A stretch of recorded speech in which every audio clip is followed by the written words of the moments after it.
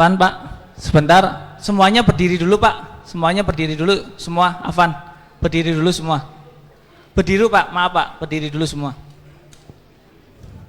Maju satu langkah Pak, maju satu langkah Pak, ya, maju satu langkah, maju sini lagi Pak, ayo Pak, maju semua Pak, maju satu langkah, yang belum berdiri, berdiri Pak, berdiri yang belum berdiri, ya maju satu langkah, rapat ya, silakan duduk kembali, terima kasih Pak, karena saya lihat di belakang masih banyak yang ingin masuk.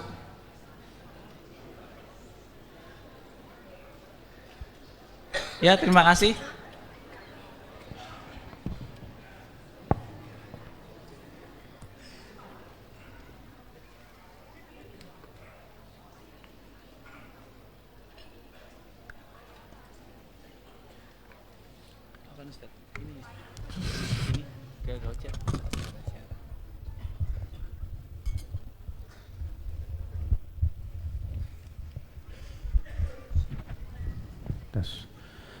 Assalamualaikum warahmatullahi wabarakatuh.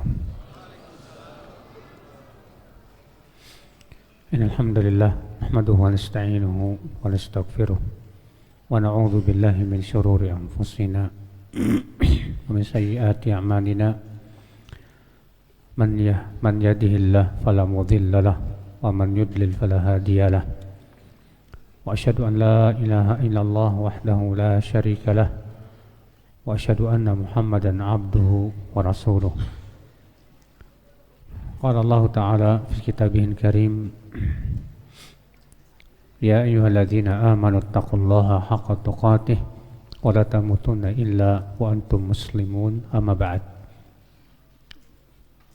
Saudaraku sekalian, kita bersyukur kepada Allah atas limpahan karunia dan nikmat yang Allah berikan kepada kita.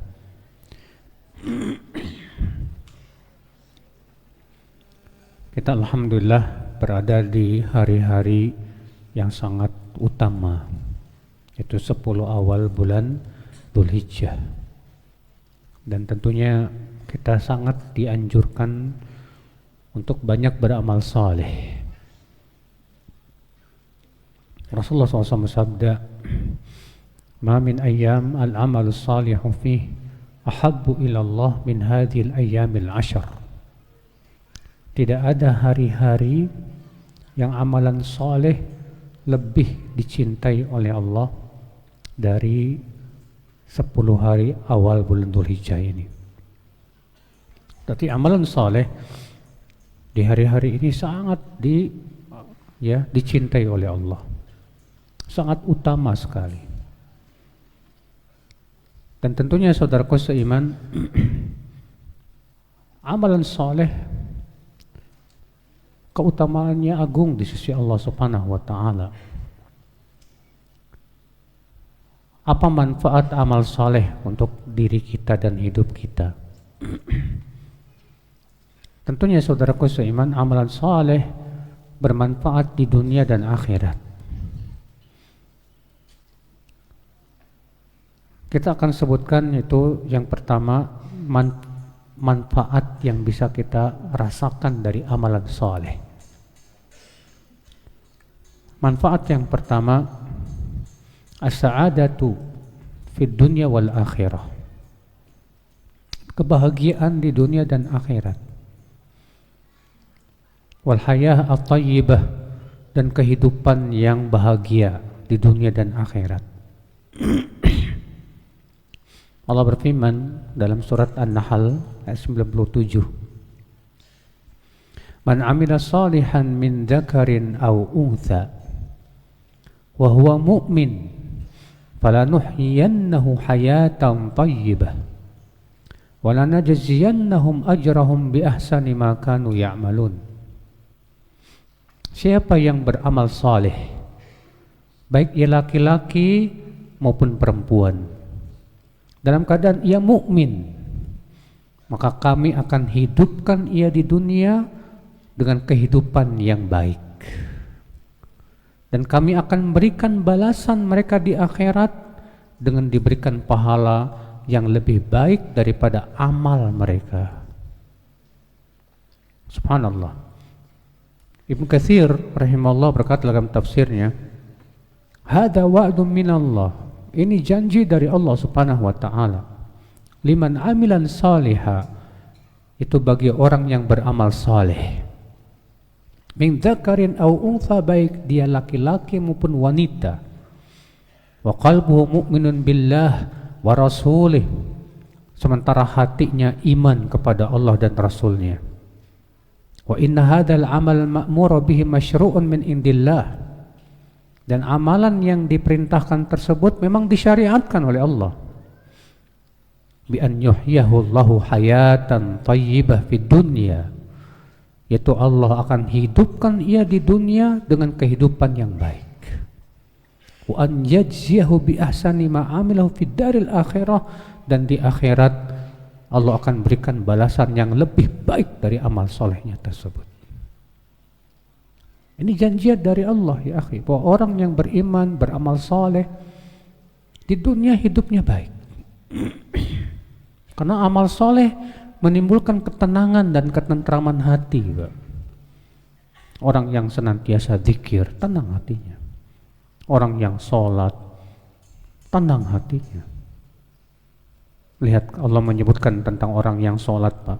Allah berfirman apa? Innal insana khuliqa halu'a, idza massahu syarru jazua, wa idza massahul khairu manu'a illal musallin.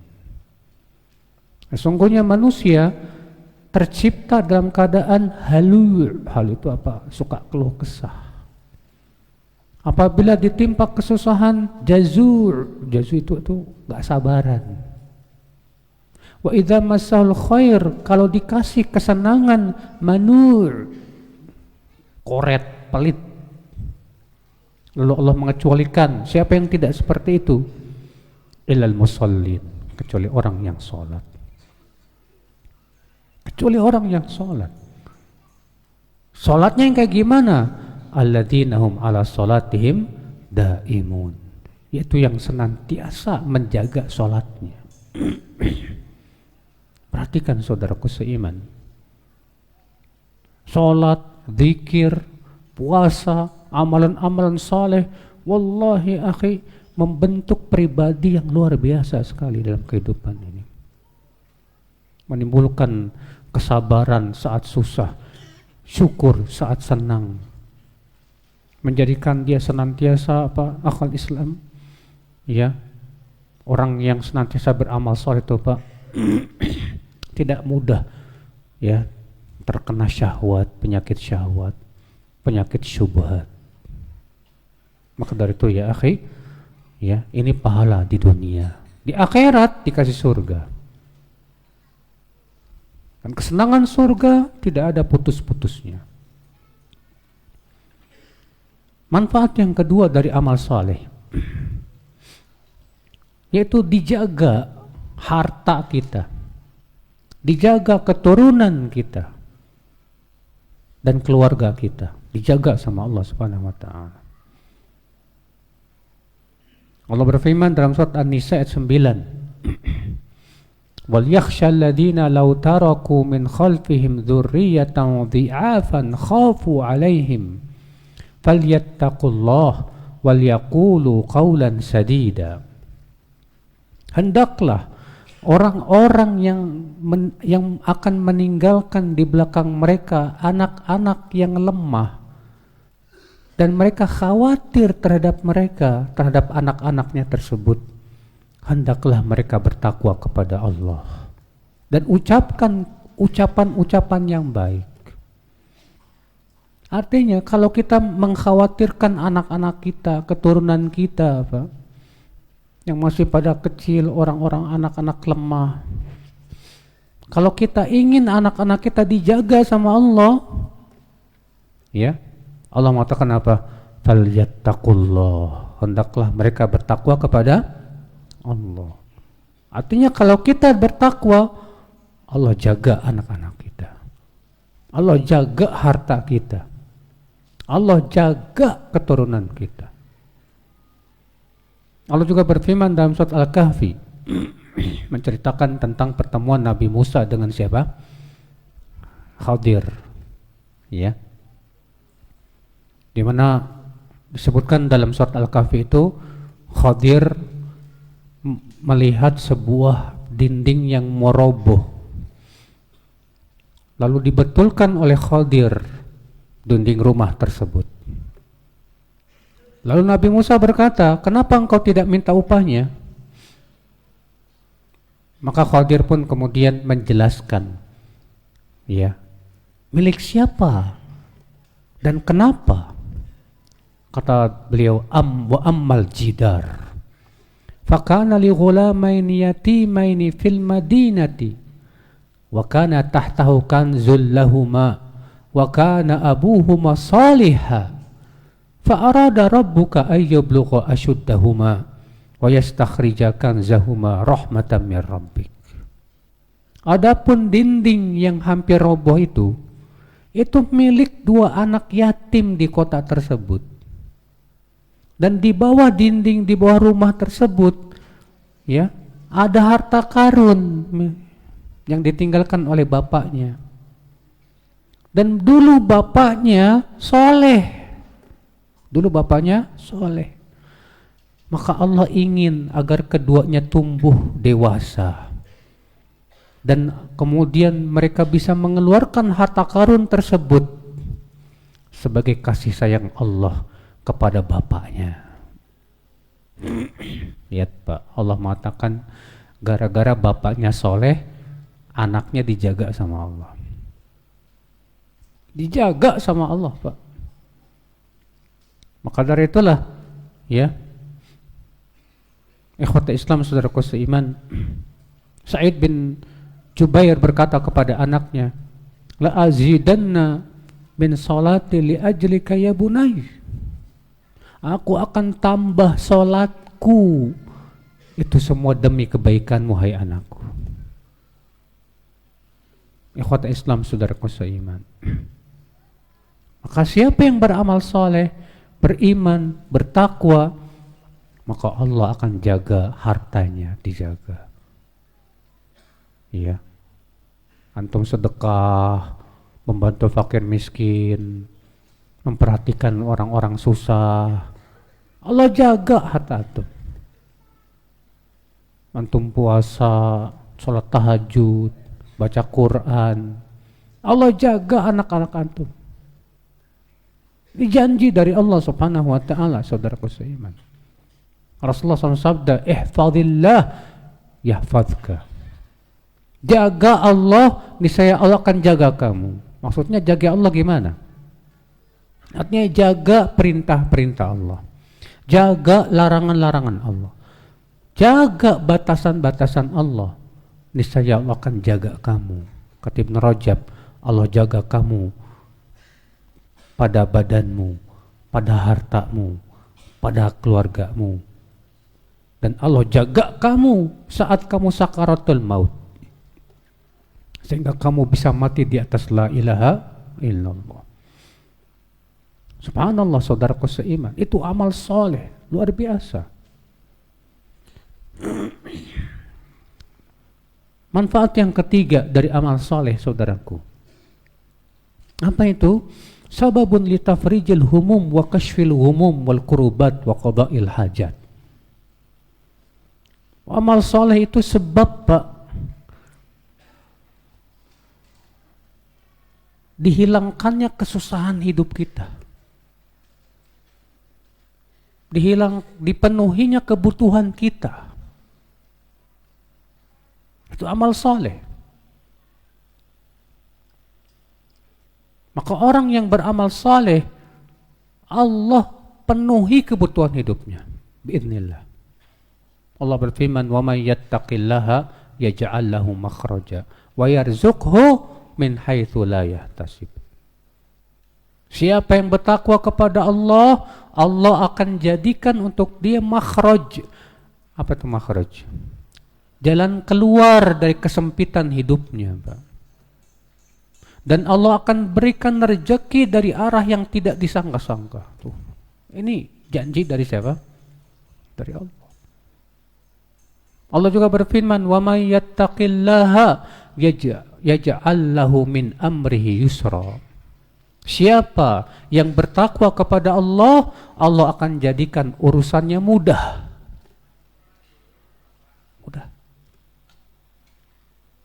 Saudaraku seiman rahimani wa rahimakumullah jami'an. Pernah dengar nggak hadis tentang 3 orang yang masuk gua? Ketika masuk ke gua, kemudian jatuh batu dari gunung, akhirnya menutup pintu gua. Apa yang dilakukan oleh 3 orang ini, Pak? Mereka tawasul dengan menyebutkan amal soleh mereka dulu yang ikhlas.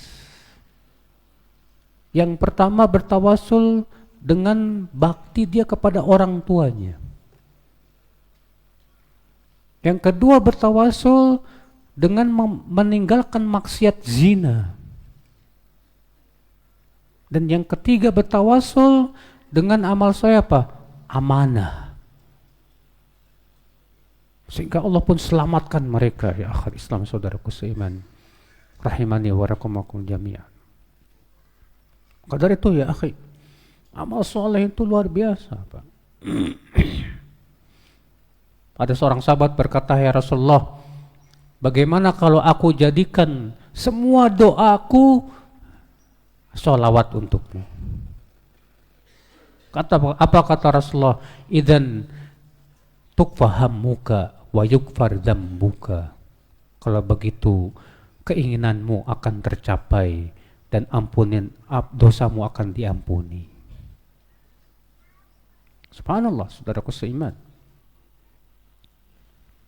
Manfaat yang keempat dari amal soleh, yaitu amal soleh membuat Allah cinta kepada kita dan kita didekatkan kepada Allah Subhanahu wa ta'ala. Allah Ta'ala berfirman, wa ma taqarraba ilayya abdi, dalam hadis qudsi ya, bi syai'in ahabbu ilayya mimma aftaradtu alaih.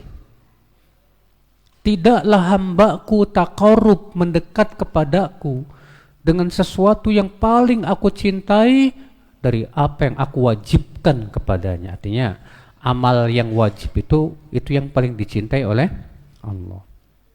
Wala yazalu 'abdi yataqarrabu ilayya bin nawafil hatta uhibbah.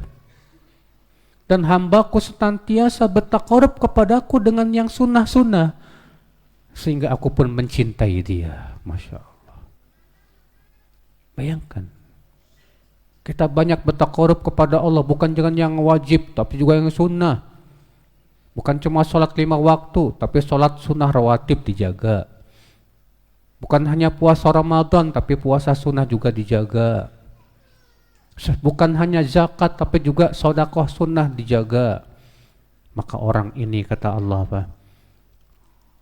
Maka Allah pun akan mencintai dia. Masya Allah. Kata Ibnu Qayyim, yang terpenting itu bukan bagaimana kita mencintai Allah, Pak. Tapi yang terpenting itu adalah bagaimana Allah mencintai kita. Itu yang terpenting, saudaraku seiman. Dan cinta Allah bisa kita raih dengan amalan saleh.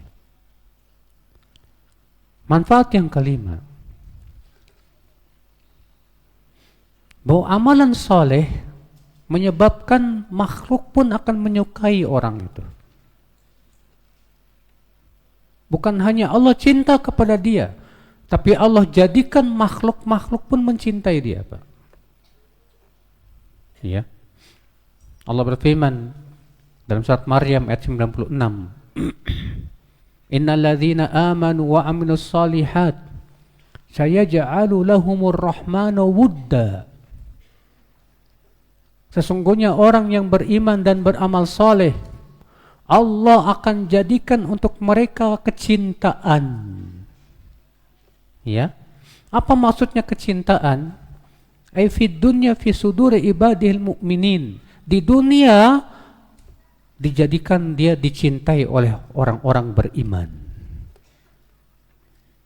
Berkata Qatadah, ma aqbala 'abdun ilallah illa aqbalallahu biqulubil ibadi ilaih. Tidaklah seorang hamba yang menghadapkan hatinya kepada Allah kecuali Allah jadikan hati-hati manusia suka kepada dia.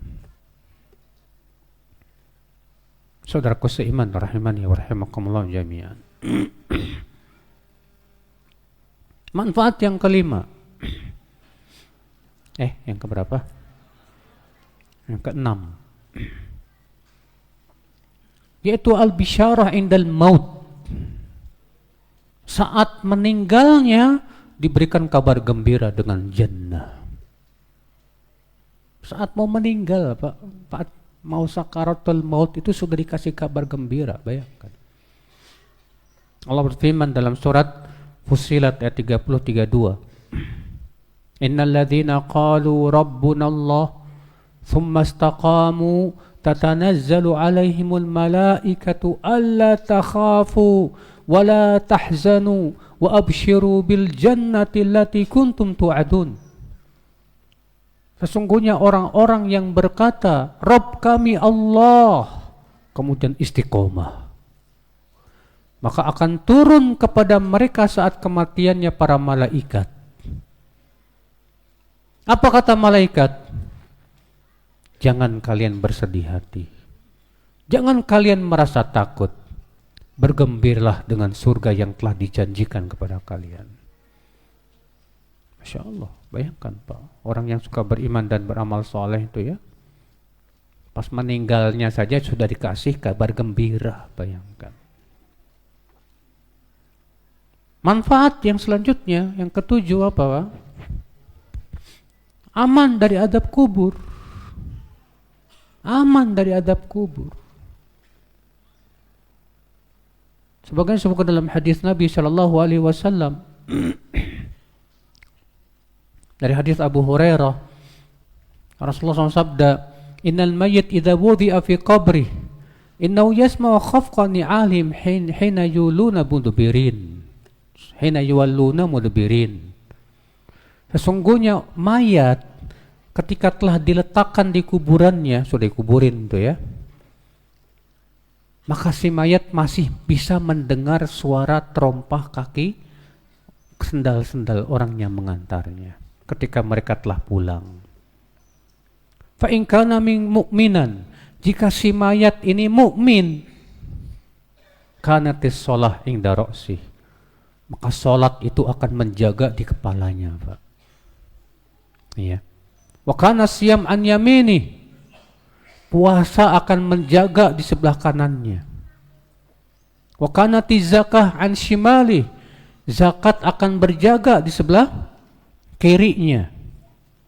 Wa kana fi'lul khairat min as-sadaqah was-shalah wal ma'ruf wal ihsan ila an-nas inda rijlai, dan kebaikan-kebaikan lain berupa sedekah sunnah, salat sunnah, perbuatan yang ma'ruf, perbuatan kebaikan kepada manusia akan berjaga di sebelah kakinya. Iya. Fayuta min qibali ra'si, lalu ia didatangi oleh malaikat azab dari arah kepalanya. Fataqulus shalah, apa kata salat? Maqibali madkhal, kamu enggak bisa mendatangi dari arah kepala. Lalu ia mendatangi orang tersebut, Pak, dari arah kanan. Apa kata puasa? Tidak ada tempat masuk di sini. Lalu ia mendatangi sebelah kiri. Apa kata zakat? Tidak ada tempat masuk di sini. Dia datang dari arah kaki. Ya, ternyata mereka tidak bisa masuk melakukan apa-apa. Subhanallah. Ya akhal Islam, saudara qasima. Fayaqulu lahu ijlis, fayajlis, qad muthlat lahu syams wa qad udhinat lil ghurub. Lalu dikatakanlah kepada si mayat itu, duduklah. Maka ia pun duduklah, dan diperlihatkan kepada dia matahari seakan mau tenggelam. Fayuqalu lahu ara'aitaka hadza alladhi kana qablakum ma taqulu fi wa madza tashhadu alai. Lalu dikatakan kepada si mayat ini, kata Rasulullah SAW, bagaimana pendapatmu tentang orang sebelum kamu? Apa pendapat kamu itu? Bagaimana persaksian kamu itu? Apa kata si mukmin, Pak? Da'uni hatta usolli, biarkan aku mau sholat di kuburannya. Ya. Da'uni hatta usalli. Biarkan aku mau salat. Fayaqulani innaka sataf'al. Lalu dua malaikat Munkar Nakir berkata, ya kamu akan lakukan itu. Akhbirna amma nas'aluka anhu. Tolong jawab dulu pertanyaan kami. Ya. Ara'aitaka hadha rajul alladhi kana qablakum, madza taqulu fi wa madza tashhad alaih? Bagaimana pendapatmu tentang lelaki ini, yaitu Rasulullah sallallahu alaihi wasallam? Ya. Maka si mayat ini berkata, wa Muhammad, ya Muhammad, asyhadu annahu Rasulullah. Aku bersaksi bahwa ia adalah utusan Allah. Wa annahu ja'a bil haqqi min indillah. Dan bahwasanya ia datang membawa kebenaran dari sisi Allah. Ya. Kemudian dikatakan kepada si mayat itu, Pak, ala dzalika haita. Dulu waktu di dunia kamu mati, hidup di atas itu. Dan kamu pun mati di atas itu. Dan di atas itu pun kamu akan dibangkitkan insyaallah. Kemudian ikhwata Islam saudaraku seiman, dibukalah pintu-pintu surga untuk si mayat itu, Pak. Iya. Lalu dikatakan itu tempat dudukmu di surga. Itu yang telah Allah janjikan untukmu nanti. Iya. Maka kemudian si mukmin itu gembira sekali melihat tempat duduknya di surga itu. Lalu dibukalah pintu neraka. Lalu kemudian dikatakan kepada si mukmin, itu tempatmu jika kamu dulu berbuat maksiat kepada Allah. Ya. Ikhwata Islam saudaraku seiman. Lalu kemudian kuburannya pun diluaskan sejauh 70 hasta. Lalu kemudian diberikan wewangian dan cahaya. Masya Allah. Ini Pak, buat siapa? Buat orang yang beriman dan beramal soleh. Salat akan membela dia, puasa akan membela dia, zakat akan membela dia, amalan soleh yang lain akan membela dia. Berarti kalau dia nggak sholat, apa yang membelanya? Ikhwatna Islam saudaraku seiman. Nah ini akhi, di antara manfaat-manfaat yang akan dirasakan oleh orang yang beriman dan beramal saleh. Maka kewajiban kita ketika mendengar manfaat yang luar biasa ini, Pak, semakin kita semangat, Pak, untuk beramal saleh. Jangan malas-malasan. Salat terutama betul-betul kita jaga, Pak. Dijaga ya, rukunnya, kewajibannya, sunnah-sunnahnya, jaga semuanya. Demikian pula amal-amal soleh yang lainnya. Kemudian akhwat Islam, pembahasan yang kedua yaitu panduan dalam beramal saleh.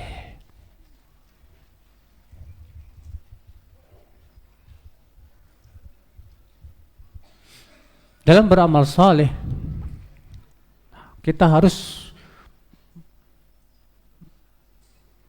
melihat beberapa poin yang harus ya kita lakukan. Yang pertama, Pak, wajib kita mengetahui tentang syarat diterimanya amal saleh. Apa syarat diterima amal saleh? Dua yang sudah kita ketahui bersama ya. Yang pertama apa? Ikhlas. Yang kedua apa?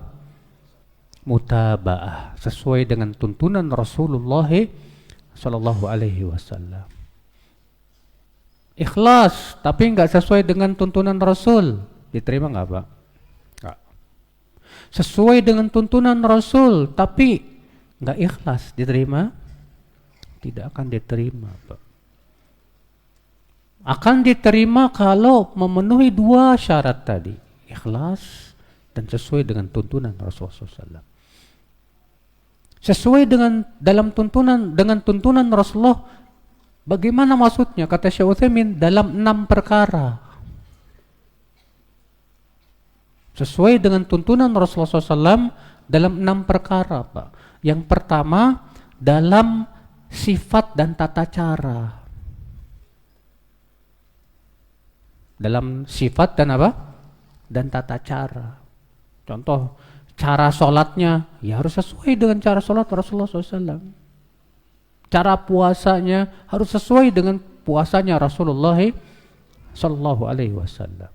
Yang kedua, sesuai dengan tuntunan Rasulullah SAW dalam waktunya. Ya, sholat zuhur di waktu zuhur, masing-masing sudah ada waktunya. Yang namanya haji sudah ada waktunya, Pak. Wukuf di Arafah tanggal berapa? Nggak 9. Kalau antum wukuf tanggal 10 sah nggak? Nggak sah. Ya. Maka ibadah-ibadah yang sudah dijelaskan tempatnya, waktunya, wajib kita ikuti waktunya. Yang ketiga, sesuai dengan tuntunan Rasulullah SAW dalam tempatnya. Tempatnya harus jelas. Tawaf tempatnya di mana? Di Ka'bah. Kalau antum tawaf di kuburan wali, syirik. Ya. Tempatnya harus jelas. Sesuai dengan tuntunan Rasulullah SAW. Wukuf harus di Arafah, nggak boleh wukuf di Muzdalifah. Lempar jumroh ya harus di Mina, di Jamarat. Nggak boleh bikin jumroh sendiri, ngelempar sendiri. Nggak sah, saudaraku seiman, rahimani wa rahimakumullah jami'an. Yang keempat, sesuai dengan tuntunan Rasulullah SAW dalam jumlahnya. Jumlahnya sudah ditentukan oleh Rasulullah, jangan diubah-ubah. Salat duhur berapa rakaat? 4, nggak boleh diubah. Dia 3 rakaat nggak boleh. Salat subuh berapa rakaat? 2, nggak boleh ditambah-tambah. Kok dikit banget sih, saya maunya 5 lah. Nggak boleh, saudaraku seiman. Zikir-zikir yang muqayyad seperti zikir setelah sholat, ya, setelah sholat fardu, Rasulullah sudah sebutkan. Jumlahnya jangan diubah-ubah. Ya. Yang kelima, sesuai dengan tuntunan Rasulullah SAW dalam jenisnya. Hewan kurban itu jenisnya sudah ditentukan oleh Al-Quran dan hadis, yaitu unta, apalagi sapi, kemudian kambing. Antum mau kurban pakai ayam, ya enggak sah. Tapi banyak Ustaz 1000 ekor, oh enggak bisa. Ya, yang satu lagi mau kurban pakai jerapah, enggak bisa, Mas. Enggak diterima. Kenapa? Karena jenisnya sudah ditentukan oleh syariat. Yang ke berapa? Yang keenam, sebabnya. Maka sebab pun harus ditunjukkan oleh dalil, enggak boleh bikin sebab sendiri. Ikhwata Islam, saudaraku seiman. Contoh misalnya ketika antum bersin haji, antum ucapkan apa? Alhamdulillah. Terus dijawab sama teman antum apa? Yarhamukallah. Ada dalilnya enggak? Ada. Sekarang kalau antum bersendawa, baca apa? Hah? Kalau habis makan bersendawa, gitu. Baca apa, Pak? Enggak ada bacaannya. Tapi banyak di antara kita yang baca apa? Kita katakan mana dalilnya? Mana dalilnya kalau bersendawa itu bacaannya alhamdulillah? Mana? Kalau bersin jelas ada. Oh, itu kan nikmat. Loh, kentut juga nikmat, berarti tiap kentut baca alhamdulillah. Loh, gimana? Semua harus pakai dalil, Mas. Nah ini saudaraku seiman. Beda kalau antum udah lama nggak bisa kentut, tahu-tahu bisa kentut, alhamdulillah. Ya nggak masalah sebagai rasa syukur kita kepada Allah. Tapi nggak ada zikir habis kentut. Ada nggak zikir habis kentut, Pak? Ikhwatul Islam, saudaraku seiman. Nah ini sesuai dengan tuntunan Rasulullah dalam 6 tadi, Pak. Dalam 6. Ya. Zikir. Cara zikir sudah disebutkan oleh Allah, Pak. Jangan bikin cara sendiri. Ya. Allah berfirman, "Wadhkur rabbaka fi nafsika tadarru'an wa khifatan wa dunal jahri minal qaul bil ghuduwi wal asal wala takum minal ghafilin."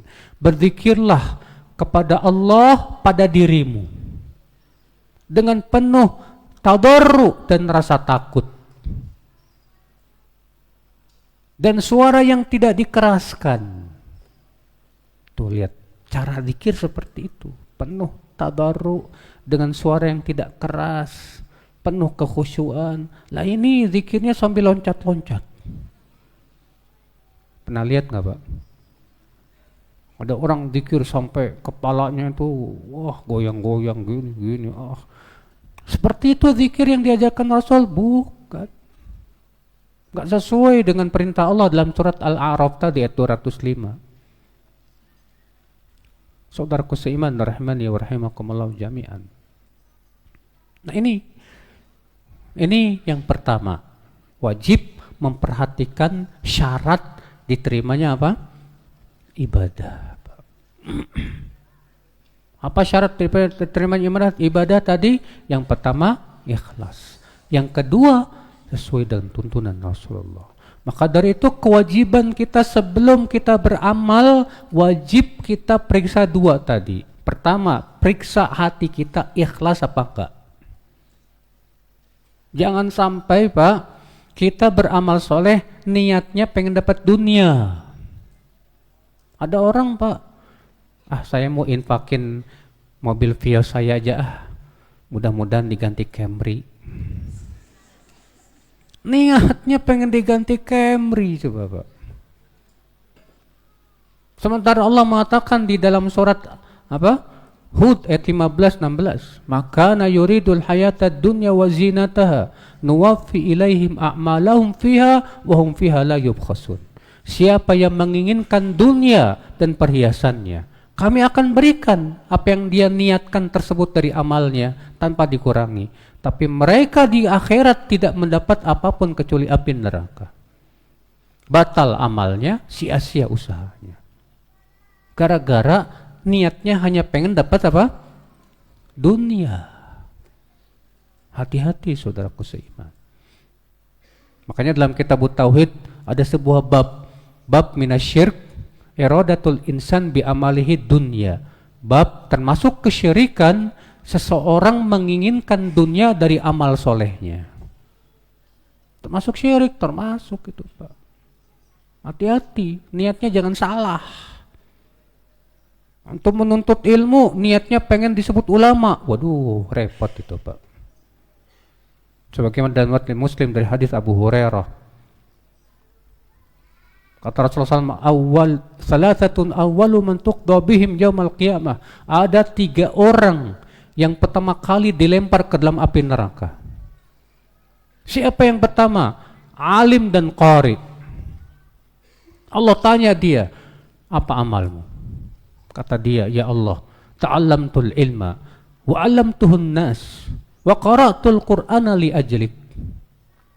Ya Allah, aku dulu menuntut ilmu, aku mengajarkan kepada manusia, dan aku membaca Quran karena engkau ya Allah. Apa kata Allah? Kadzabta, kamu dusta. Bal ta'allamtal ilma lituqal alim. Kamu dulu menuntut ilmu ni tujuannya hanya yang disebut ulama. Wa qara'tul Qur'an lituqal qari. Kamu baca Quran dulu hanya yang disebut qari. Waqad qil, dan kamu sudah mendapatkan predikat itu. Fasuhiba bih, Lalu ia pun diseret kata Rasulullah SAW, wa ulqiya finnar, dan dilemparkan ke dalam api neraka. Tuh lihat Pak. Padahal menuntut ilmu amalan soleh yang agung tidak Pak? Wallahi amalan soleh yang sangat agung. Membaca Quran amalan yang agung tidak Pak? Agung. Gara-gara salah niat. Menuntut ilmu niatnya pengen disebut ulama. Baca Quran niatnya pengen disebut qari. Hati-hati tuh antum yang suaranya indah. Ya.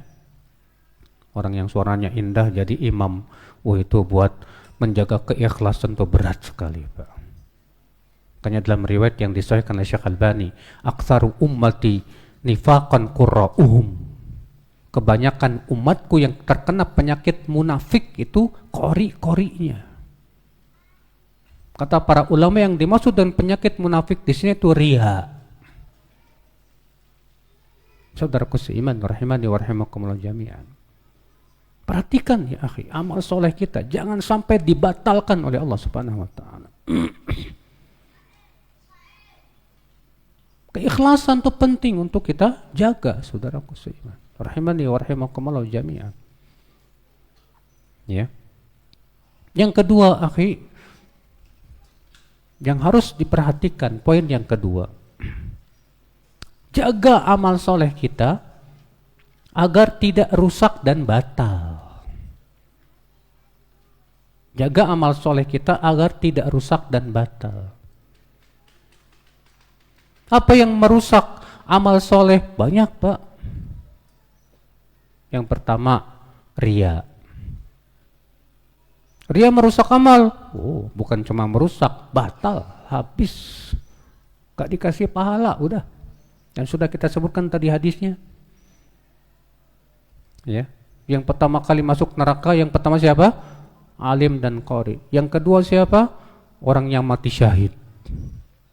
Lalu Allah tanya, apa amalmu? Kata dia, qataltu fika, ya, hatta uqtal, ya Allah, aku berperang di jalanmu sampai aku meninggal dunia. Apa kata Allah? Kadzabta, kamu dusta. Bal qatalta lituqal syuja'.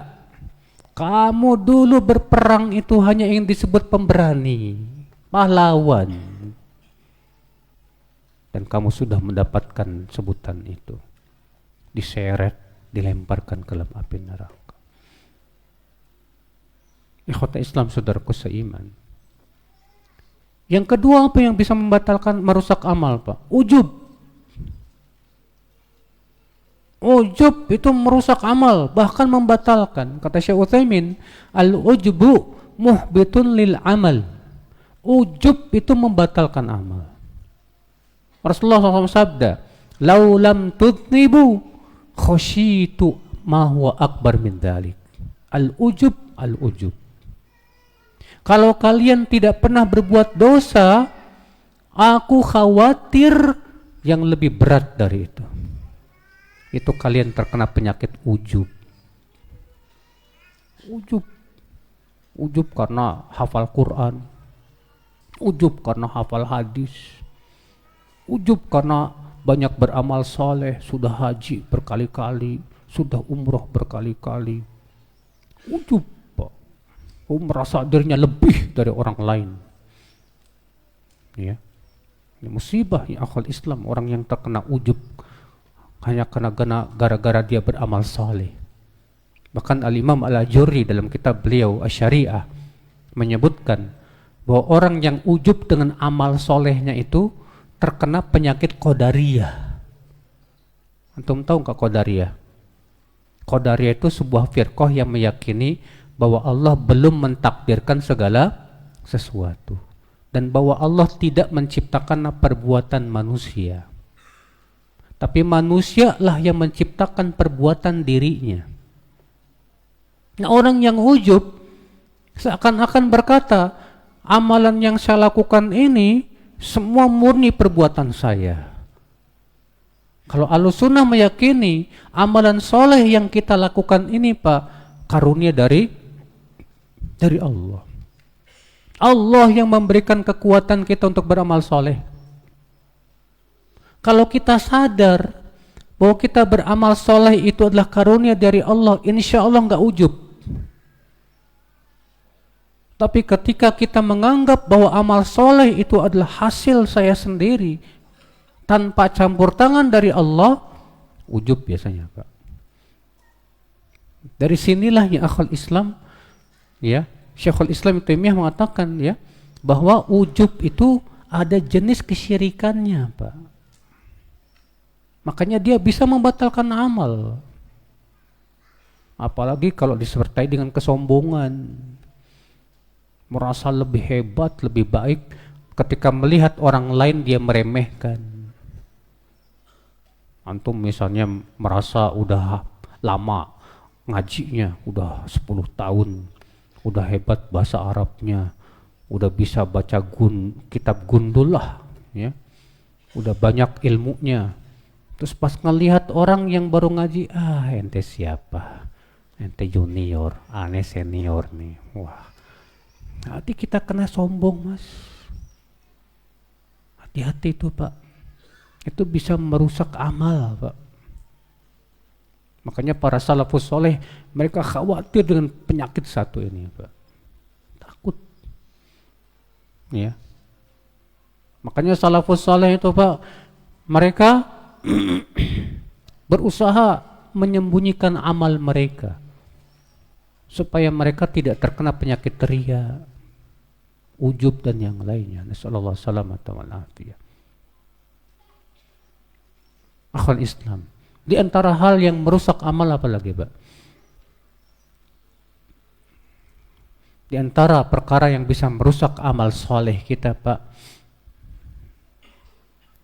saat sendiri kita berani berbuat maksiat. Saat sendiri kita berani berbuat maksiat. Sebutkan dalam hadis, ya, Rasulullah SAW bersabda dan riwayat Abu Daud, ya'ti rajulun yaumal qiyamah, ya, bihasanatin amsal jibal tuhamah. Pada hari kiamat nanti akan datang seorang laki-laki yang membawa pahala yang besar sebesar gunung-gunung Tuhama. Apa yang terjadi, Pak? Ya. Fayaj'aluhu Allahu haba'am manthura. Allah jadikan apa? Hancur semuanya. Apa kata para sahabat? Manhum ya Rasulullah? Siapa mereka ya Rasulullah? Kata Rasulullah SAW, ulaika qaumun min jildatikum ya'khuduna minal lail kama ta'khudun walakinnahum idza khalau bimaharimillah intahakuha. Mereka suatu kaum yang sama dengan kalian juga. Dan mereka mengambil malam seperti kalian mengambil malam. Akan tetapi mereka ketika sendirian dengan keharaman Allah, mereka berani untuk apa? Melanggarnya. Maksudnya Pak, orang ini takutnya sama manusia, Pak. Di depan manusia kelihatan takwa, wah Masya Allah. Pas sendirian nggak ada takutnya sama Allah Subhanahu Wa Taala. Ketika sendirian ditontonnya itu video-video porno, tontonan-tontonan yang tak berhak untuk ditonton. Gak ada takutnya, ya. Bahkan terkadang dia lebih takut kepada istrinya daripada kepada Allah. Pas lagi nonton, istrinya datang, langsung tutup. Ini orang gimana? Berarti takutnya dia sama istri bukan sama Allah. Ketika enggak ada istri baru berani. Di mana keimanan dia bahwa Allah melihat dia, saudaraku seiman? Kata seorang ulama salaf, la taj'alillah ahwan man yanzuru ilaik. Jangan kamu jadikan Allah yang paling hina yang mengawasi diri kamu.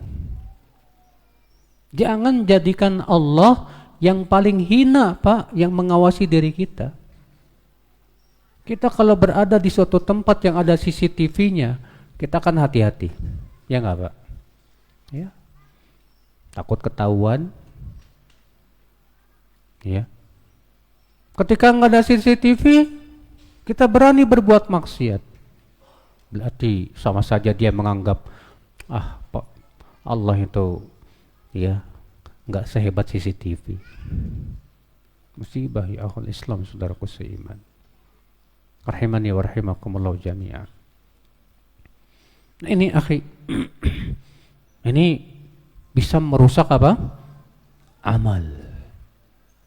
Ya. Apalagi Pak, perkara yang bisa merusak amal Pak. Ikhwata Islam, saudaraku seiman. Ya. Kesyirikan jelas. Kesyirikan itu membatalkan amal. Kalau itu syirik besar, membatalkan seluruh amal, semuanya habis. Ikhwata Islam, saudaraku seiman. Ini ya, yang keberapa? Yang kedua ya. Yaitu menjaga amal kita jangan sampai rusak, jangan sampai dibatalkan oleh Allah Subhanahu wa taala. Ya. Antum bisa baca buku yang ditulis oleh Syekh Salim bin Id Al-Hilali yang berjudul Mufsidatul A'mal. Perkara-perkara yang merusak amal. Dulu saya pernah terjemahkan, dicetak oleh penerbit Imam Syafi'i kalau nggak salah dulu, tapi nggak tahu masih ada apa enggak. Itu buku bagus banget Pak. Ada sekitar 30 lebih hal-hal yang bisa merusak amal Pak. Ya. Maka dari itu hati-hati dari itu semuanya. Kemudian yang ketiga, saudaraku sekalian, yang harus kita perhatikan dalam beramal saleh, yaitu penting untuk kita menjaga kelanggengannya, istiqomah. Menjaga amal soleh itu harus langgeng, Pak. Aisyah radhiyallahu anha berkata apa? Wa kana idza amila amalan athbatahu. Adalah Rasulullah SAW kalau sudah mengamalkan suatu amalan, maka beliau menjaganya terus, athbatahu. Kan itu memang amal yang dicintai oleh Allah. Ahabul a'mali ilallah adwamuha wa in qalla. Amal yang paling dicintai oleh Allah itu yang paling dawam, walaupun apa? Sedikit. Ya, antum baca tiap hari Quran setengah juz, tapi dawam terus, masya Allah. Antum salat tahajud cuma 3 rakaat doang, 2 rakaat tahajud 1 witir, tapi dawam, itu lebih baik Pak daripada yang nggak dawam. Penting mendawamkan tuh. Kenapa? Karena kalau kita dawamkan Pak, itu yang pertama sangat bermanfaat untuk kehidupan kita. Ya. Adapun yang enggak dawam kurang manfaatnya untuk kehidupan kita, saudaraku seiman. Nah, ini penting Pak, yang ketiga ini yang harus kita perhatikan dalam beramal soleh, itu penting untuk dawam. Apa dawam? Dawam itu artinya rutin, terus istiqomah sampai mati. Ya. Makanya jaga sholat tahajudnya, jaga baca Qur'annya, jaga sedekah sunnahnya, jaga pula sholat-sholat sunnah. Nah ini saudaraku seiman, rahimani wa rahimakumullah jami'an. Kemudian yang keberapa? Yang keempat, dalam beramal soleh, ikhwatul Islam, saudaraku seiman, penting untuk kita mencari amal yang paling utama. Dan yang paling utama dari setiap amal. Apa amal yang paling utama? Ini penting untuk kita tanyakan. Itu pertanyaan para sahabat kepada Rasulullah SAW loh Pak.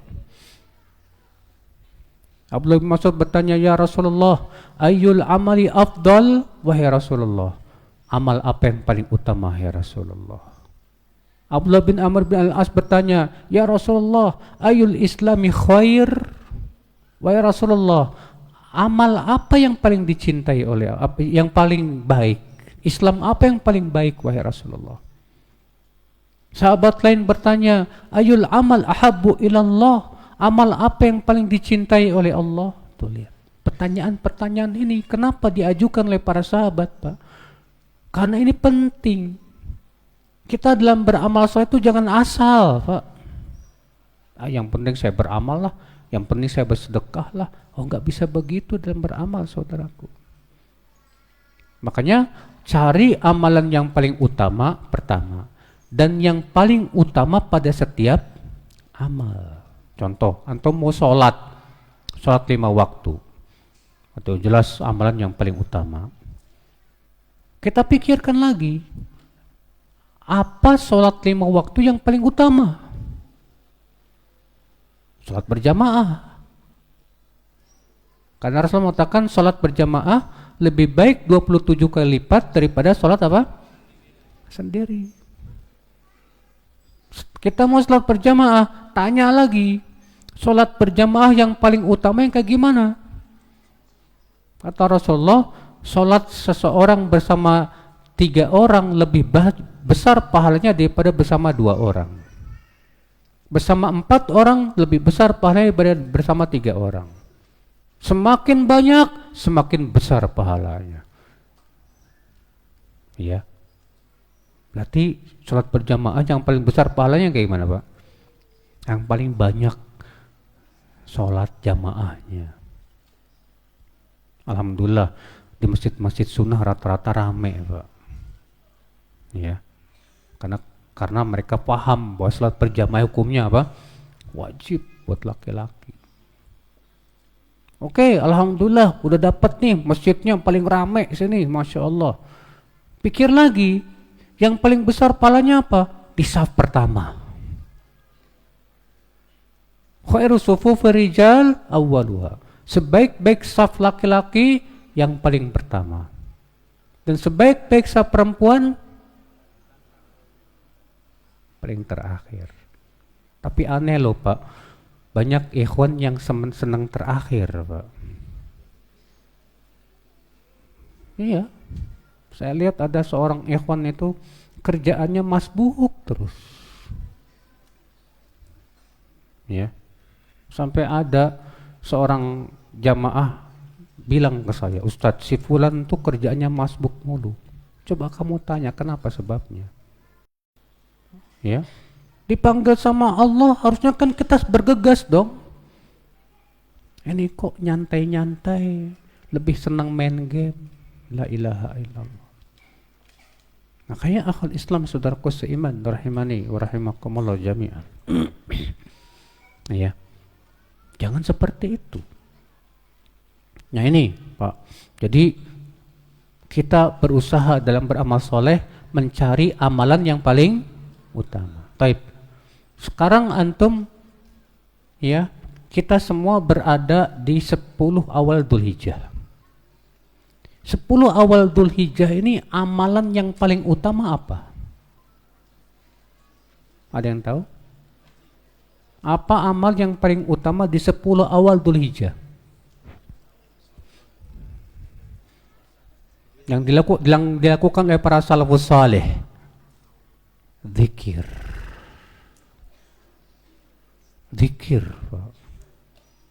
Kata Ibnu Qayyim, wa kana Rasulullah SAW fi ashri Dzulhijjah ya'muru bi iktsari ad-du'ai wat tasbihi wat takbiri wat tahmid. Rasulullah SAW di 10 awal Dzulhijjah, kata Ibnu Qayyim, memerintahkan kita banyak berdoa, banyak bertasbih, bertahmid dan bertakbir. Makanya Ibnu Umar, Abu Hurairah ketika masuk tanggal 1 Dzulhijjah pergi ke pasar, ngapain? Takbiran. Akhirnya orang-orang pada ikut takbiran sehingga pasar pun bergemuruh dengan takbir. Cuma masalahnya kita kayaknya susah pada zaman sekarang, Pak. Siapa di antara antum yang berani pergi ke mall buat takbiran? Ya. Boro-boro, sekarang di rumah aja kita nggak ada takbiran. Ya. Saudaraku seiman. Nah, di 10 awal bulan Dzulhijjah ternyata yang dilakukan oleh salafus saleh memperbanyak apa? Zikir, takbir, Allahu Akbar, Allahu Akbar, Allahu Akbar, la ilaha illallah, Allahu Akbar, walillahil hamd. Perbanyak itu, Pak. Ya. Keutamaannya agung. Ya akhul Islam, saudaraku seiman, rahimani wa rahimakumullah jami'an. Nah ini, saudaraku, penting. Dan keutamaan waktu itu, Pak, keutamaan amal, alhamdulillah Allah berikan selalu, Pak. Waktu-waktu utama untuk beramal soleh itu ada yang setiap hari, ada yang seminggu sekali, dan ada yang setiap tahun. Yang setiap hari, waktu yang utama sepertiga malam terakhir sampai terbit fajar. Itu Allah turun ke langit dunia. Lalu Allah berfirman, siapa yang minta ampun, man yastaghfiruni fa'aghfirullah, pasti aku akan ampuni. Man yas'aluni fa'u'tiyah, siapa yang minta kepadaku pasti aku beri. Ya. Man yad'uni fa'astajibalah, siapa yang berdoa kepadaku saat itu, aku pasti ijabah doanya. Maka ini waktu jam sepertiga malam sampai terbit fajar, waktu yang luar biasa istimewa nih Pak nih. Jangan dihabisin buat tidur. Ya. Kalau antum kerjaannya begadang, baru tidur jam 12, antum nggak kebagian waktu utama itu. Makanya Rasulullah SAW tidurnya habis Isya. Ya. Rasulullah habis Isya tidur biar bisa bangun pada sepertiga malam, dan banyak ibadah itu saat-saat itu. Yang kedua, yang setiap hari apa? Habis subuh sampai matahari agak tinggi.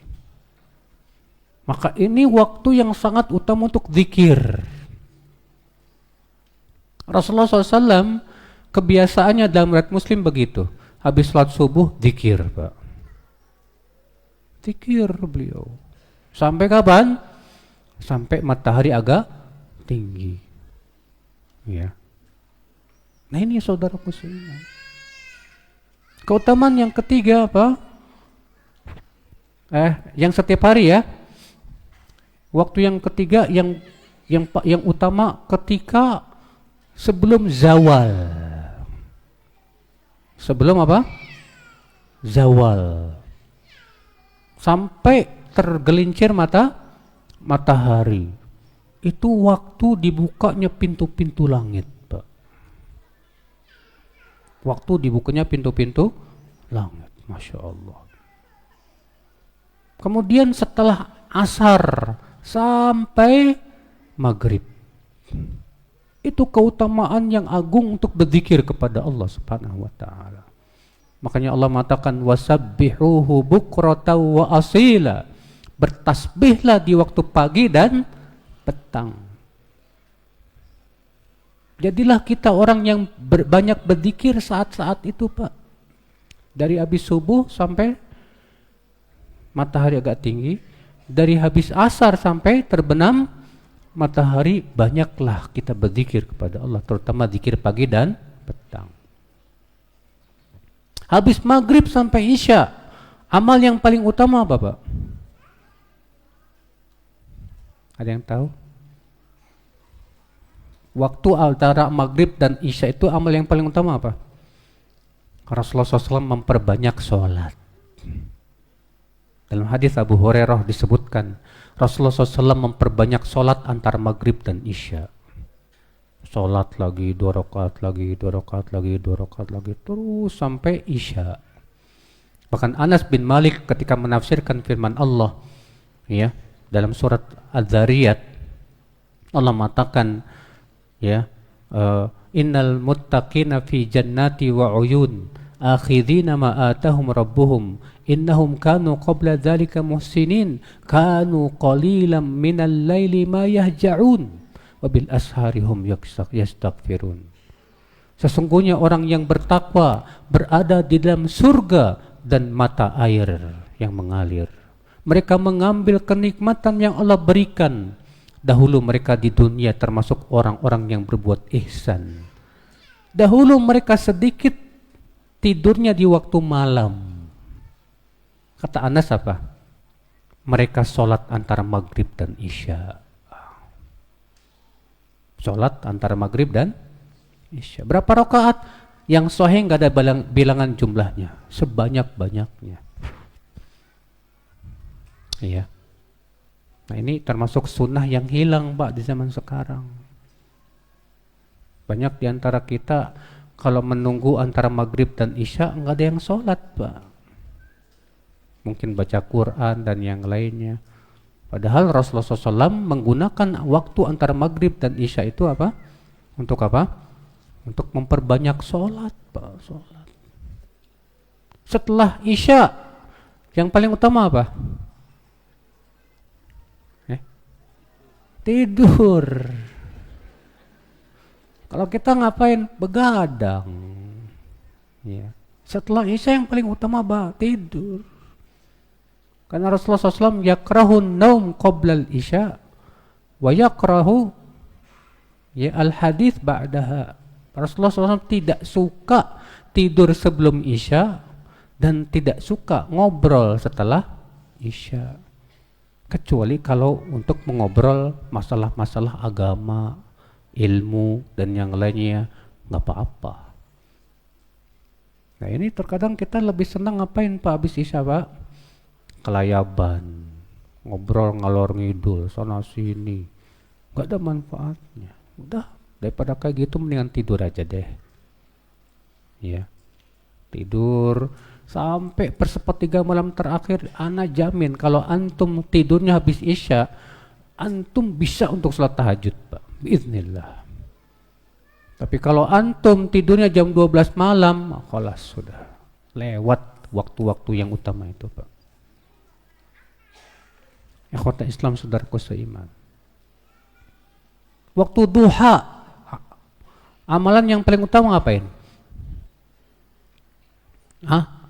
Waktu duha itu disebut dengan awal siang, awalun nahar. Yang paling utama itu, Pak, cari rezeki. Karena itu termasuk waktu yang dibarokahi, Pak. Rasulullah SAW mendoakan, Allahumma barik li ummati fi bukuriha. Ya Allah, berkahi untuk umatku di waktu paginya. Ada seorang sahabat, saya lupa namanya, mengamalkan hadis ini. Maka beliau pun mengirimkan barang dagangannya di awal siang, di waktu pagi. Barokah, ternyata, Pak, bisnisnya berhasil. Jadi orang kaya raya. Kebanyakan kita kan baru buka jam 10. Ya. Padahal bagusnya sih lebih pagi dari itu. Waktu duha itu dimulai jam berapa?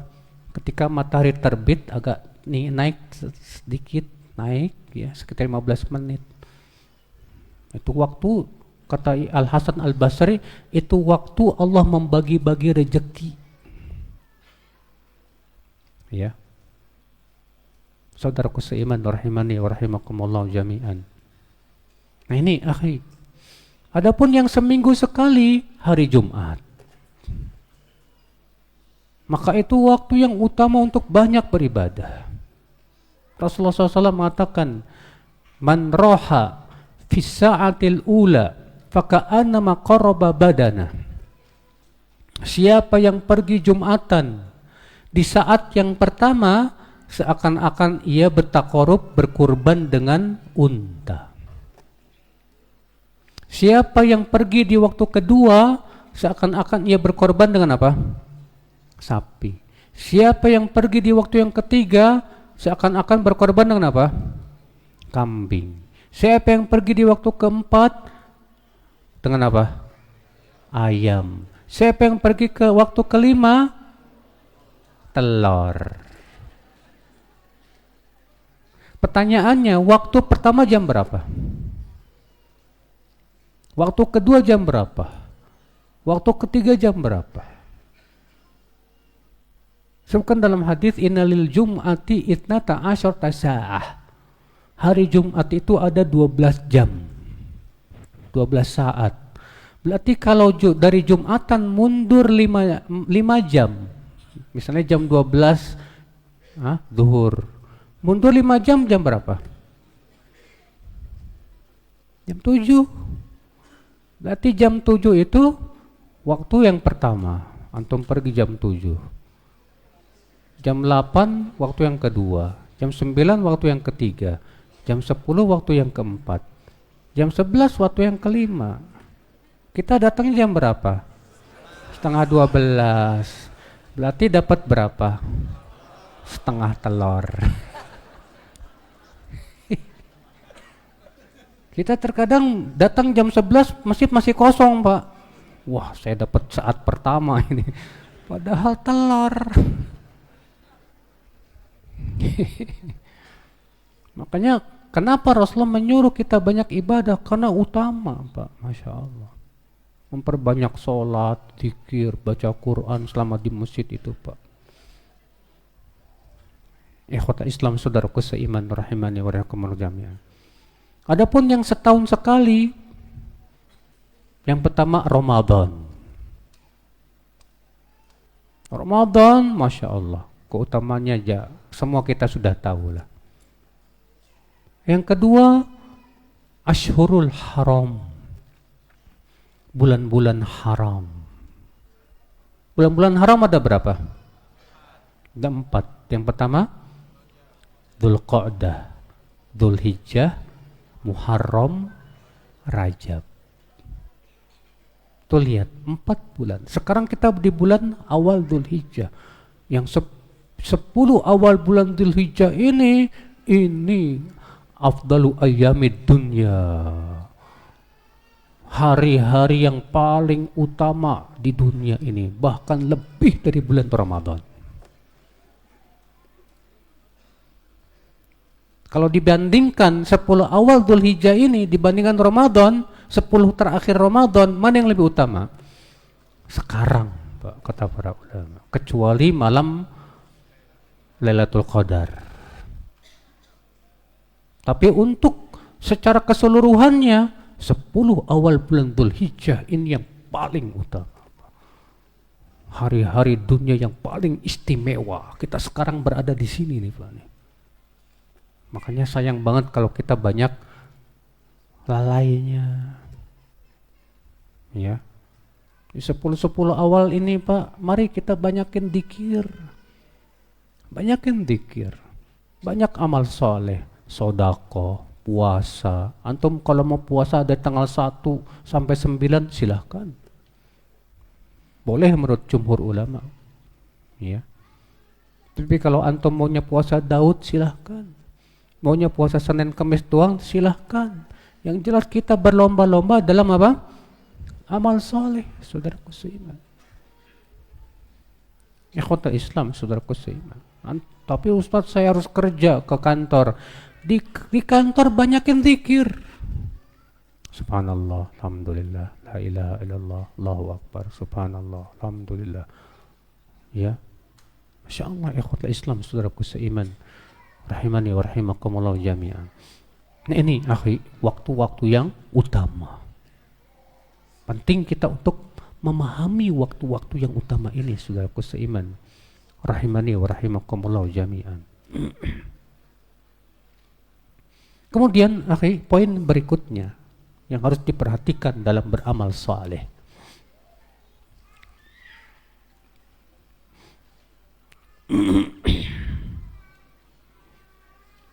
Yaitu saudaraku seiman rahimani wa rahimakumullah, dalam kita beramal saleh, ya, wajib setiap kita, akhi,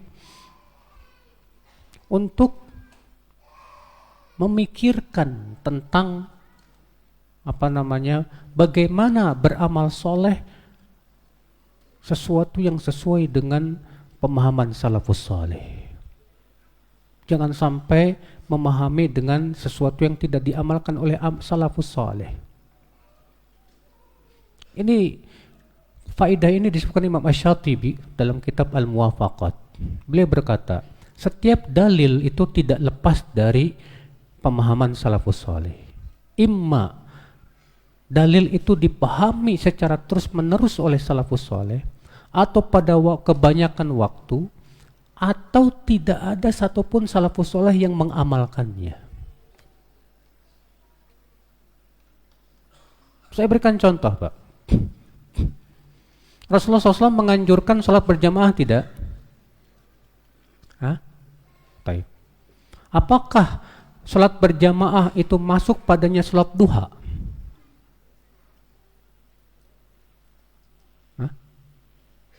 Antum sholat duha, tiap duha jamaah, lalu antum berhujah dengan dalil sholat berjamaah lebih baik daripada sholat sendirian 27 kali lipat. Gimana tuh? Kita katakan, ya, salafus saleh tidak memahami demikian.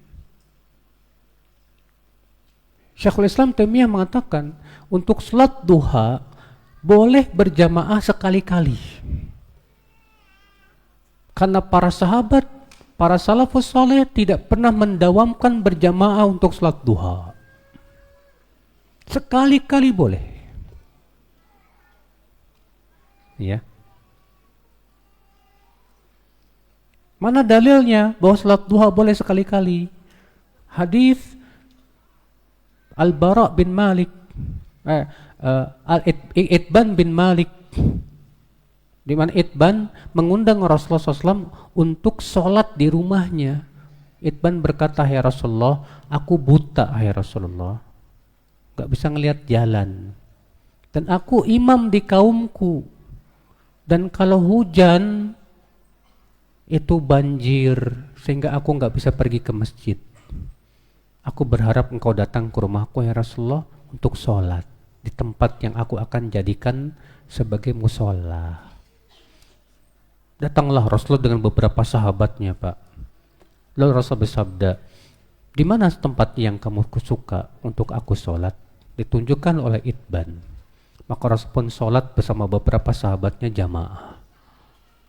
Saya jadikan dalil dan hujah oleh sebagian ulama bahwa ini menunjukkan boleh sekali-kali sholat duha berjamaah, tapi nggak boleh didawamkan, dirutinkan setiap hari gitu.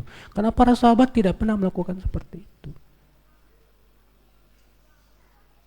Ya, antum masuk masjid bersama 10 teman, mau sholat tahiyat masjid, berjamaah yuk. Kan kata Rasulullah, sholat berjamaah lebih baik daripada sholat sendirian. Kita katakan, kita lihat bagaimana pemahaman salafus saleh. Gak pernah kita mendengar salafus saleh sholat tahiyat masjid berjamaah. Masing-masing aja udah. Nah, ini penting, akhi. Praktek dari para sahabat terutama itu sangat penting untuk kita perhatikan. Ya. Karena para sahabat yang paling paham bagaimana prakteknya Rasulullah Sallallahu Alaihi Wasallam. Mereka melihat langsung kok Rasulullah mempraktekkan. Mereka mendengar langsung bagaimana Rasulullah menjelaskan.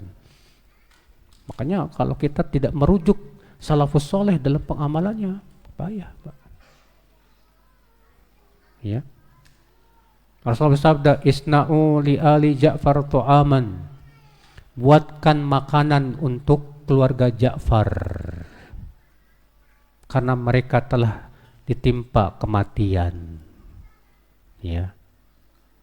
Nah, sebagian orang yang ngadain tahlilan berdasarkan hadis ini apa katanya? Boleh tahlilan asal yang masaknya jangan keluarga kematian, tetangganya yang masak, lalu bikin acara di keluarga kematian. Karena Rasulullah mengatakan, buatkan untuk keluarga Ja'far apa? Makanan. Berarti yang dilarang itu kalau ahli kematian yang masak. Kalau tetangga-tetangganya yang masak boleh. Kita katakan, maaf Pak, apa seperti itu praktek para sahabat? Mereka kumpul di keluarga kematian? Ternyata enggak. Jarir bin Abdullah seorang sahabat mengatakan, kunna ya na'udul ijtima' inda ahlil mayyit wa ta'am fihi minat niyaha. Kami dahulu menganggap kumpul-kumpul di keluarga kematian dan makan-makan di situ sebagai apa? Meratap. Jadi apa dong maksudnya hadis buatkan untuk keluarga Ja'far makanan? Artinya tetangganya bikin, tapi nggak perlu ada kumpul-kumpul. Bikinkan untuk makan mereka 3 hari yang buat mereka ya, buat keluarga yang kematian. Udah selesai, nggak perlu ada kumpul-kumpul. Apalagi acara makan-makan di situ, bagi-bagi besek dan yang lainnya. Ya. Saudaraku seiman rahimani wa rahimakumullah jami'an. Makanya kita lihat perbuatan para sahabat seperti itu enggak? Enggak tuh.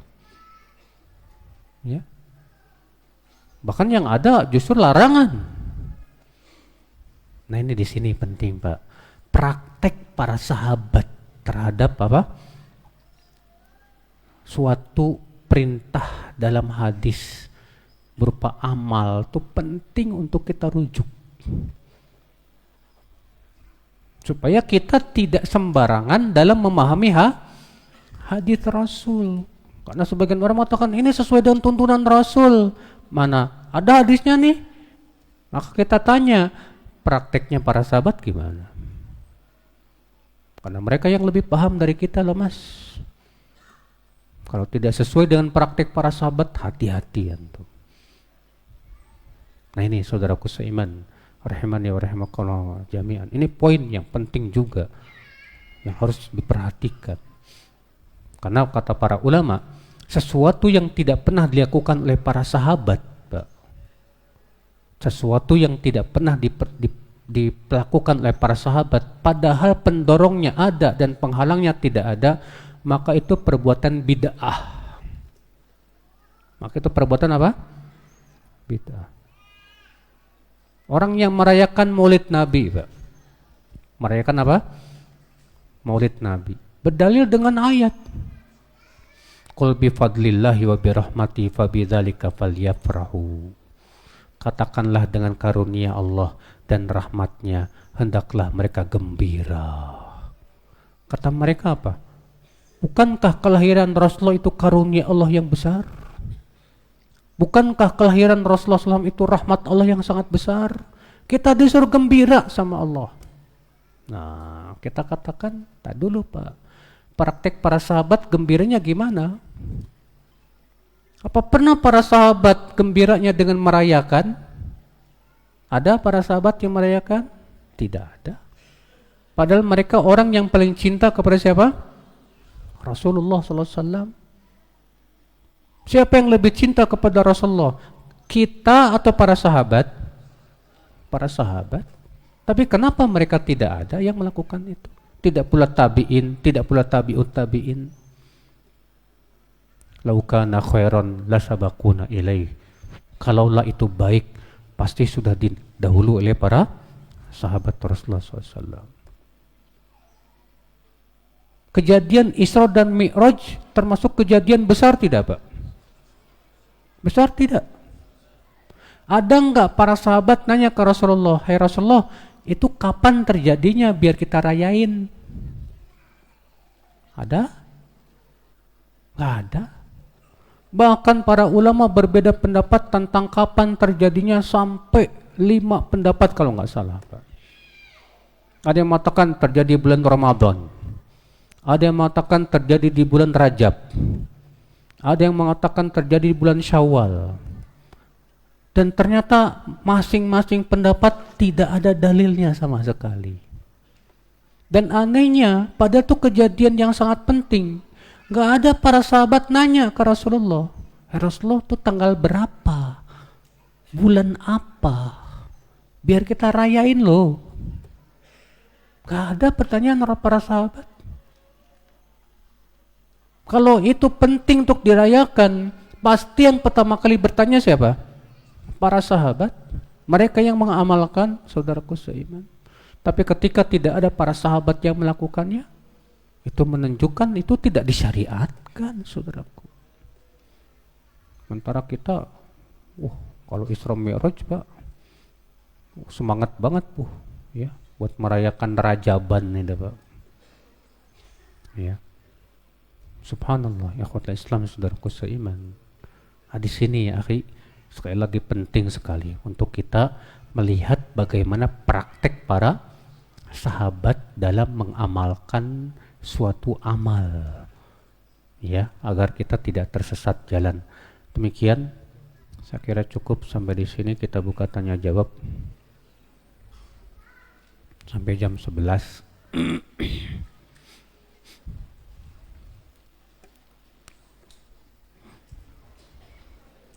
Namun syukran Ustaz, jazakallahu khairan atas materinya, insyaallah ya. Bikin semangat kita beribadah ya Pak ya. Ini ada pertanyaan dari jamaah. Afan Ustaz, izin bertanya. Anak bisa dengar. Anak kurang bisa dengar. Anak ini pertengarannya sekarang lagi bermasalah. Dibaca aja mana? Bacaan tuh. Anak yang baca.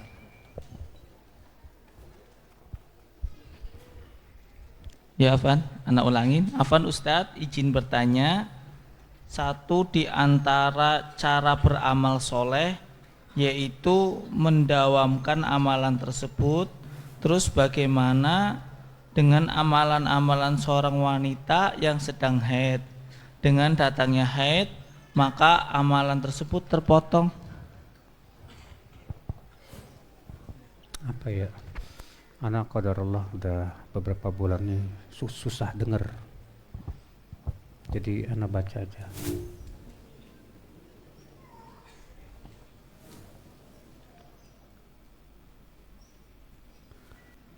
Di antara cara beramal soleh itu mendawamkan amal. Bagaimana dengan wanita yang haid? Yang wanita yang haid itu kan yang nggak boleh cuman puasa, sholat, ya kan? Zikir masih boleh, masih boleh. Sedekah masih boleh, apalagi? Ya, mendengarkan kajian boleh, kalau tidak duduk di masjid. Pakai streaming kan sekarang masya Allah kajian rata-rata disiarkan apa? Langsung di streaming, ya kan? Ya, masih banyak, jadi nggak usah sedih. Kalau kita tidak mampu atau terhalang dari suatu amal, jangan kita stuck, jangan. Cari amalan lain yang bisa kita apa? Lakukan. Antum nggak bisa haji, dan amalan haji yang luar biasa. Gara-gara antum nggak bisa haji, kemudian kita tidak bersaing dengan mereka. Harus bersaing, Mbak. Cari amalan yang nilainya sama dengan haji. Contohnya apa? Datang ke majelis ilmu.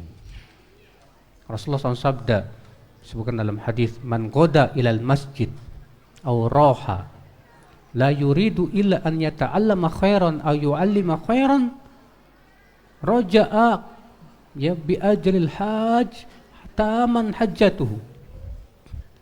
Siapa yang pergi ke masjid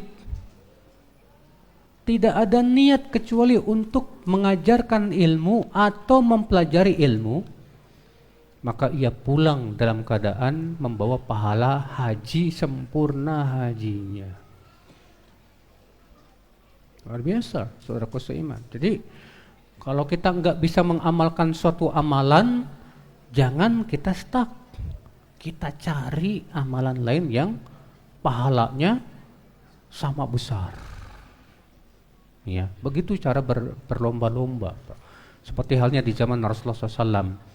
Orang fakir miskin datang ke Rasulullah dan berkata, wahai Rasulullah, dhahaba ahlud duthur bil ujur. Orang kaya, ya Rasulullah, pergi membawa pahala banyak, ya Rasulullah.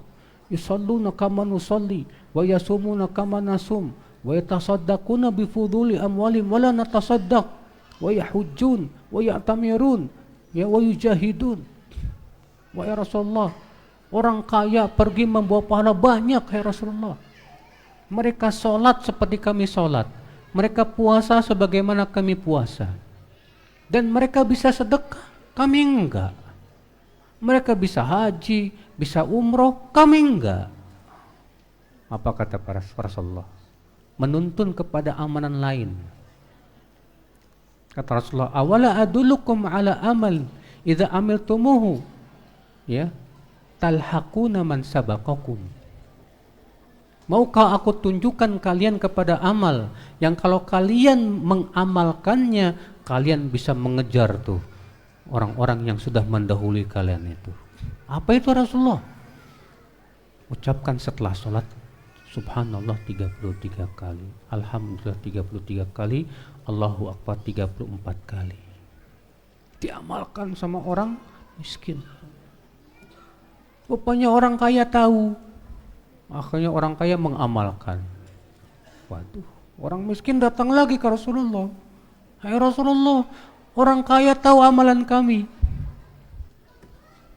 Rasul tertawa sambil bersabda, fadlullah yu'tihi may yasha. Itu karunia yang Allah berikan kepada siapa yang Allah kehendaki.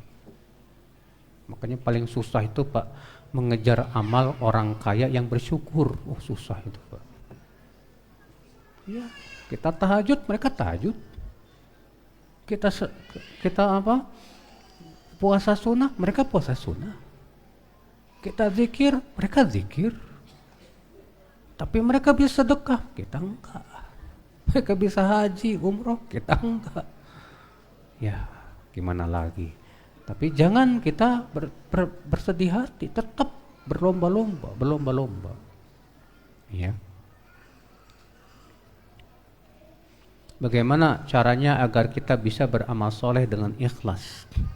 Karena kadang-kadang perkataan berbeda dengan apa yang ada dalam hati kita. Makanya sudah saya sebutkan tadi Pak, agar ikhlas sebelum beramal periksa dulu hatinya. Tanya nih, sebelum kita beramal mau sholat atau mau menuntut ilmu, tanya apa tujuan kita sholat, apa tujuan kita menuntut ilmu. Ibnu Qayyim berkata, ma min amal illa wa yu'rab alaihi diwanan au kama qala. Tidaklah setiap amal kecuali hendaknya dipertanyakan dua pertanyaan. Pertanyaan yang pertama 5, tujuannya apa? Pertanyaan yang kedua, kaifa, caranya bagaimana? Amal awal fasu'alun alil ikhlas. Adapun pertanyaan pertama yaitu pertanyaan tentang keikhlasan. Adapun yang kedua pertanyaan tentang mutaba'ah. Sesuai enggak dengan tuntunan Rasulullah SAW? Tanyakan. Setelah kita tanya, kita periksa hati kita nih mau sholat, alhamdulillah karena Allah.